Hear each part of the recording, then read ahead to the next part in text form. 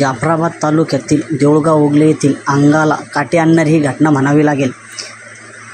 देऊळगाव ओगले येथील काल दुपारी 2 वाजेच्या दरम्यान 2 भावांनी शेततळ्यावर पोहण्यासाठी गेले असता त्यांचा दुर्दैवी अंत झाल्याची घटना देऊळगाव ओगले येथे घडली आहे। आई वडील रोज मजुरी करण्यासाठी गेले असताना ह्या संधीचा फायदा घेऊन 2 सख्खे भावांनी शेततळ्यावर पोहण्यासाठी गेले असता त्यांचा मृतदेह झाल्याची घटना देऊळगाव ओगले येथे घडली आहे। युवराज सांडू खरात वय वर्ष 10, कुणाल राहुल खरात वय वर्ष 12 असे मृत झालेल्या मुलांचे नावे आहे।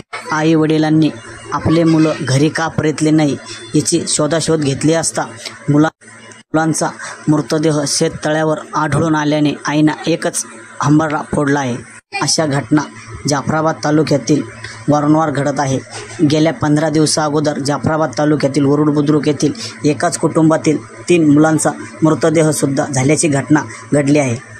अशा घटनेला कुठंतरी आळा बसावा अशी मागणीसुद्धा नागरिकांकडून केली जात आहे। नागरिकांच्या मदतीने व पोलीस प्रशासनाच्या मदतीने मृत झालेल्या 2 मुलांचा शेततळ्यातून मृतदेह बाहेर काढण्यामध्ये पोलीस प्रशासनाला यश आले आहे व ह्या मुलांचा मृतदेह पोलीसमध्ये टाकून शवविच्छेदनासाठी घाटी रुग्णालय जाफराबाद येथे पाठवण्यात आला आहे।